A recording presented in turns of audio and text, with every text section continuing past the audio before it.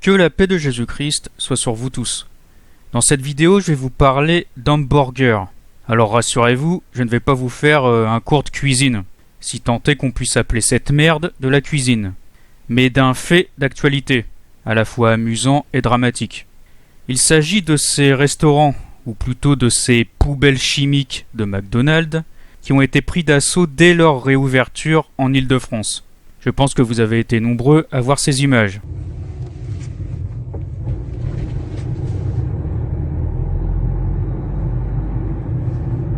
Les gens, il me semble que ça, c'est la queue pour le McDo qui a rouvert aujourd'hui, enfin le drive. Et effectivement, je me suis pas trompé, on a une bonne queue de 400 mètres. Tout ça pour bouffer chez McDo qui est ici.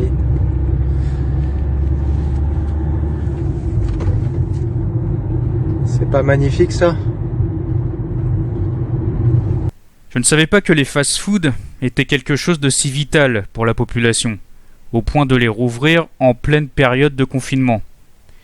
C'est comme Amazon qui reste ouvert, ainsi que toutes les grandes firmes américaines. Évidemment, il ne faudrait pas que les actionnaires ne perdent trop d'argent. Tout comme l'industrie de la cigarette, des supermarchés où l'on ne vend pas que de la nourriture, etc. À côté de ça, vous avez tous les petits artisans, chefs d'entreprise, fermiers, paysans et agriculteurs, qui vont disparaître parce qu'ils ne peuvent plus vendre leurs produits. Les rares productions locales et nationales qui tenaient encore debout sont gravement menacées par cette crise artificielle du coronavirus. Des petits et moyens commerces qui seront bientôt rachetés pour une bouchée de pain par l'ogre internationaliste de l'oligarchie financière. C'est peut-être la fin d'un monde, mais pas pour tout le monde. Les grands oligarques sortiront encore plus puissants de cette crise qu'ils ont eux-mêmes provoquée. Et le bas peuple, quant à lui, en sortira encore plus esclave. Mais pour en revenir à notre Big Mac, ce qui m'impressionne le plus là-dedans, c'est le courage des gens, qui sont prêts à prendre tous les risques, à affronter le danger extrêmement mortel du coronavirus, et faire des kilomètres de queue pendant des heures, afin d'obtenir leur précieux sandwich. Bien entendu, c'est de l'ironie. Je ne suis pas là pour juger tous ces gens car je ne vaux pas mieux qu'eux, et en réalité j'ai plutôt de la compassion pour eux. Ce qui me répugne là-dedans, c'est plutôt la situation. De voir ces êtres humains qui représentent, j'en ai bien peur, une grande partie du peuple français, qui ont pu être transformés après des années d'abrutissement des masses et de culte du matérialisme, en parfaits petits moutons obéissants et écervelés, au point de faire des kilomètres de queue pour consommer du sucre, du gras, et un tas d'autres produits chimiques, industriels et nocifs pour la santé. Il s'agit là du triomphe de tout ce que le monde moderne a pu produire de médiocre et de malsain. Les gens, pour la plupart d'entre eux, n'arriveront jamais à se détacher de ce système artificiel et contre nature, dont ils dépendent, au point d'en devenir accros. Leur addiction à la malbouffe du McDonald's est un grand symbole de ce fait. On leur donne du gras et du sucre pour les rendre accros, ce qui finit par les transformer en larves dociles, obèses et sans volonté, mis à part la volonté de consommer. La consommation est devenue pour eux un dieu dont ils ne peuvent plus se passer, même si ce dieu les rend de plus en plus esclaves et malheureux. Mais comment leur en vouloir? Comment nous en vouloir? Car nous sommes tous plus ou moins sous l'emprise de ce dieu, car nous n'avons rien connu d'autre, et qu'il est difficile de s'échapper de son emprise. Quelques-uns dont je pense faire partie ont su s'éveiller à temps et ont pu voir l'énorme gouffre de la mort vers lequel se précipite l'humanité tout entière, hypnotisée par Mammon et l'esprit de l'Antéchrist, qui sont eux-mêmes les marionnettes du diable. Mais nous n'avons aucun mérite, car cette lumière de clairvoyance et de foi, c'est le soleil éternel qui nous la donne, c'est Dieu. Certains d'entre nous, de pure lumière, vont jusqu'à donner leur vie et leur âme tout entière afin de tirer son prochain des ténèbres dans lesquelles il s'est enfermé. Nous ne sommes pas là pour juger ceux qui dorment, mais au contraire pour les réveiller, avec douceur ou avec violence, suivant les cas. Une violence animée par l'amour, qui n'a pas pour but de tuer ou de blesser, mais seulement de choquer l'âme des endormis, comme a pu le faire Jésus à de nombreuses reprises dans les évangiles, dont les paroles n'étaient pas toujours très tendres, du moins sur la forme envers ses interlocuteurs. La vérité fait souvent mal quand on l'entend. Elle peut mener jusqu'à la mort de soi, c'est-à-dire à la déprime la plus complète. Mais il vaut mieux sacrifier ses illusions terrestres plutôt que de sacrifier son âme au prince de ce monde. Le fast-food est un grand symbole de l'industriel qui l'a emporté sur le matériel, de la quantité qui l'a emporté sur la qualité, du robot qui l'a emporté sur l'homme, et enfin de la mort qui l'a emporté sur la vie. Car toute cette bouffe est remplie, comme nous allons le voir, de produits chimiques extrêmement nocifs, qui rendent les gens malades et qui leur donnent le cancer. Au final, en mangeant toutes ces cochonneries, les gens mangent de la mort. On pourrait bien sûr dire la même chose des produits industriels et surgelés des grandes surfaces, des fruits et légumes arrosés de pesticides, de la viande bourrée d'OGM, etc. Il faut absolument, et de toute urgence, revenir à une alimentation plus saine que l'on trouve chez nos paysans fermiers, en voie de disparition, ou que l'on peut produire nous-mêmes. Sur ce point, entreprendre des actions communes pour cultiver des terres et se libérer petit à petit de ce système industriel et mortifère, aussi bien pour les hommes que pour la nature, serait, je pense, une merveilleuse idée. Un projet de libération par la nature, très dérangeant pour ce système diabolique et contre nature, qui tend de plus en plus vers l'artificiel, le virtuel et le numérique. En somme, Satan cherche à imiter Dieu, en créant sa propre nature, son propre monde, mais qui sera bien entendu un monde fait à son image, c'est-à-dire sans vie et sans amour, un monde froid et sans beauté, un monde robotisé enveloppé par toute la spiritualité noire des loges et sa fantaisie destructrice. Mais pour que la vraie nature, nourrie par la lumière divine, reprenne ses droits, il faut qu'elle trouve une véritable armée, déterminée et protégée par l'armure de la foi, pour la défendre et combattre pour elle jusqu'à la mort s'il le faut. Je ne dis pas qu'il faut éradiquer toute technologie, car la technologie dans de nombreux domaines peut être utile à l'homme. Elle peut lui faciliter la vie, ou la sauver. Mais l'homme, la nature et le divin doivent rester les maîtres de cette technologie, qui est devenue au fil des siècles de perfectionnement l'instrument du malin.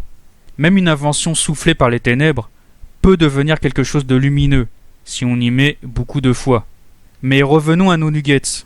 Je vous disais qu'on se dirigeait de plus en plus vers un monde dominé par l'artificiel. J'ai quelques infos à vous montrer qui concernent notre sujet et qui vont dans ce sens. McDonald's, encore lui, va bientôt remplacer ses employés humains par une intelligence artificielle pour prendre les commandes au drive. À moins que ce soit déjà fait car cette info date de 2019. Il s'agit bien sûr d'une première avancée qui sera étendue à toute l'entreprise, tous les serveurs, cuisiniers, etc. Bref, tous les employés finiront tôt ou tard par être remplacés par des robots. Dans certains fast-food asiatiques, vous avez déjà des robots qui servent les clients. Il ne faudra que quelques années avant que tout ça n'arrive en France.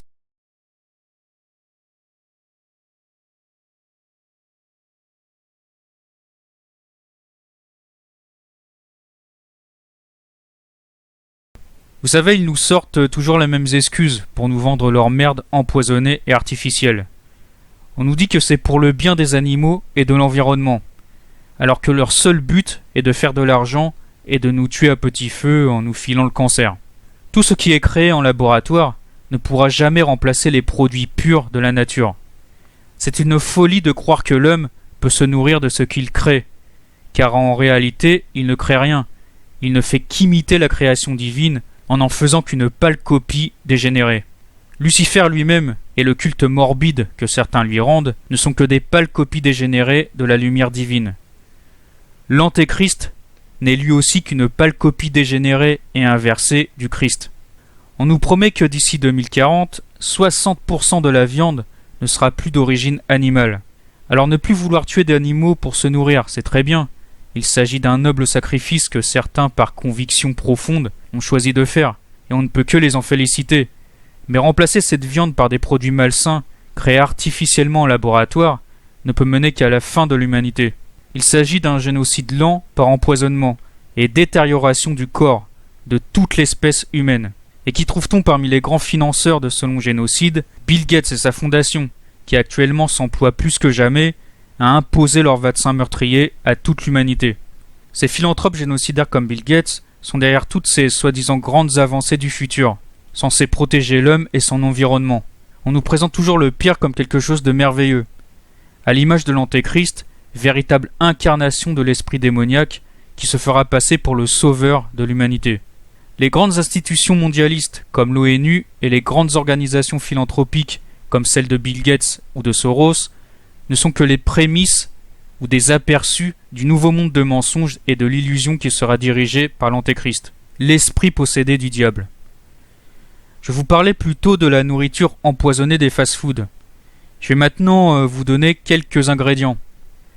Sachez par exemple que dans le pain des Big Mac, on trouve du sucre, de l'huile de soja et ou de l'huile de soja hydrogénée, du sel, du sulfate de calcium E516, du carbonate de calcium E170, ça donne envie, du gluten de blé, du sulfate d'ammonium, du chlorure d'ammonium et plein d'autres choses encore, dont je n'avais jamais entendu parler.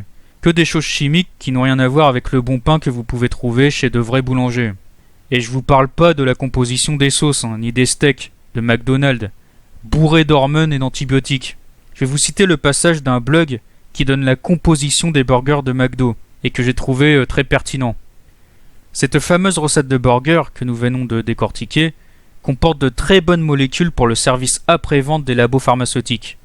Plusieurs études scientifiques démontrent le lien entre les maladies cardiovasculaires, cancers, attaques cérébrales et diabète. Et la consommation excessive de viande, à laquelle participe le burger de chez McDo. Un danger aggravé par les conditions de production de la viande qui sont à l'origine chaque année de 90% des cas d'intoxication alimentaire. Conclusion, si vous souhaitez servir de cobaye et prendre votre part à la régulation de la population mondiale, surtout ne changez rien et ne supprimez pas votre consommation de viande. Mangez des burgers.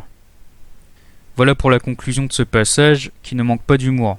Je vais maintenant conclure cette vidéo par ces quelques mots qui cette fois sont de moi.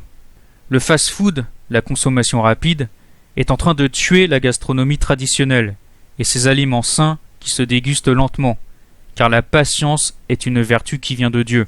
Une cuisine traditionnelle qui a une histoire, où chaque plat est attaché à une région, où chaque dégustation est un voyage. La gastronomie traditionnelle est un art historique qui se transmet de génération en génération, tandis que le fast-food est complètement artificiel, sans âme, sans racines. Ces saveurs chimiques ne font penser à aucun pays, aucune histoire, même pas celle du pays non moins artificiel où il est né, les États-Unis. Un pays où l'art du vulgaire et de la médiocrité est roi, même si bien sûr on y trouve aussi de bonnes choses. Tout n'est pas acheté. Le fast-food est comme une drogue que l'on consomme vite pour profiter de ses plaisirs immédiats et qu'on oublie rapidement, mais qui néanmoins nous rend accros. Et c'est cette addiction qui nous force à y revenir régulièrement. Tout le contraire d'un repas traditionnel que l'on prend le temps de préparer, avec des ingrédients de la région et que l'on partage ensuite en famille ou avec des amis, en nous laissant des souvenirs gustatifs et de convivialité inoubliables. Cette convivialité chaleureuse est une addiction du cœur, toute naturelle, et non une addiction chimique, nauséabonde et malsaine.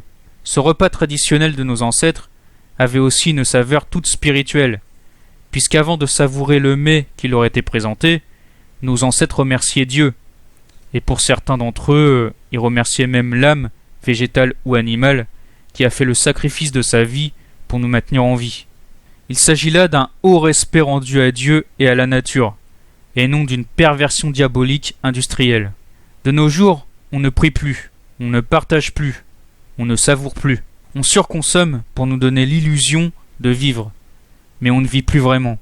Nous sommes enfermés dans une prison de désirs que l'on s'impose. Au final, le fast-food est un symbole de cette modernité qui détruit nos traditions ancestrales. En méprisant nos racines, nos chants, nos paysans, notre gastronomie, nous détruisons l'âme de cette terre qui nous a donné naissance, la France, qui disparaît peu à peu dans ce nouveau monde artificiel complètement robotisé. Ce monde de mort, incarné par cette queue mécanique d'âmes séparées les unes des autres, mais néanmoins unies dans leur course infernale vers le progrès mortifère. L'hamburger du confinement étant devenu le Graal de la perdition. Que Dieu vous bénisse.